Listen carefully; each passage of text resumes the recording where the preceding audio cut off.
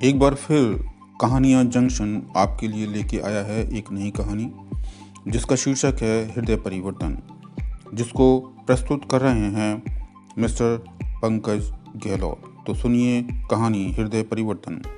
अरे देखो, चिड़ियाघर में अपने 3 साल के बच्चे के साथ घूम रही एक गांव की खूबसूरत नवयुवती को देखकर वो 5-7 कॉलेज के लड़के यही बात कर रहे थे।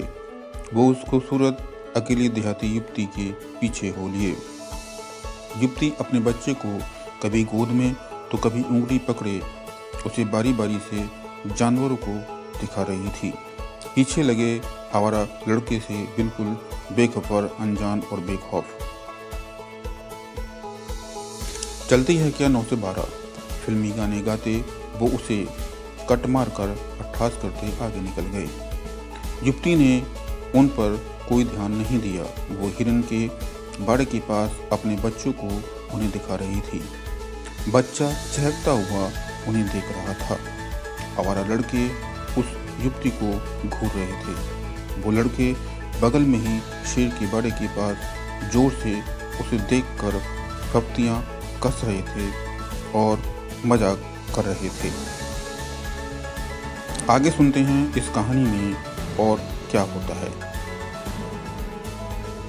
उनमें से एक लड़का पूरे जोश में था।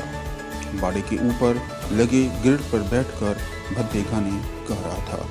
युवती बच्चे को लिए शेर को दिखाने आगे बढ़ चली थी। युवती को ऐसा देख प्रतीत हो रहा था कि उसे उन लड़कों से तनिक भी भय नहीं, या वो उन्हें अनदेखा अनसुना कर रही है। युवक अति उत्साहित हो उठा। सभी ठहाके लगा रहे थे। युवती बाड़े के पास पहुंच चुकी थी। तभी बाड़े के ऊपर चढ़ा लड़का अचानक से लड़खड़ाते हुए बाड़े के अंदर गिर पड़ा। लोगों के होश उड़ गए उसे देखकर। बाड़े से दूर बैठा शेर उठ चुका था। उसने घुर्राते हुए कदम धीरे धीरे लड़की की तरफ बढ़ा दिए। उसके दोस्त असहाय होकर खड़े थे और सिर्फ चिल्ला रहे थे। भागता हुआ एक गाड़ आकर शेर को आवाज देकर जा एको कह रहा था। 1 मिनट के भीतर अफरा तफरी मच चुकी थी। शेर को आता देख गिरा हुआ लड़का डर से कांप रहा था। उसके जोश के साथ शायद होश भी ठंडे पड़ चुके थे। माँ माँ, बचाओ बचाओ की आवाज लगातार तेज हो रही थी और शेर की चाल भी। तभी उस देहाती युवती ने अपने बदन से 5.5 मीटर लंबी साड़ी उतार बाड़े में लटका दी। बाड़े में गिरे लड़के ने तुरंत उस साड़ी का सिरा मजबूती से पकड़ लिया।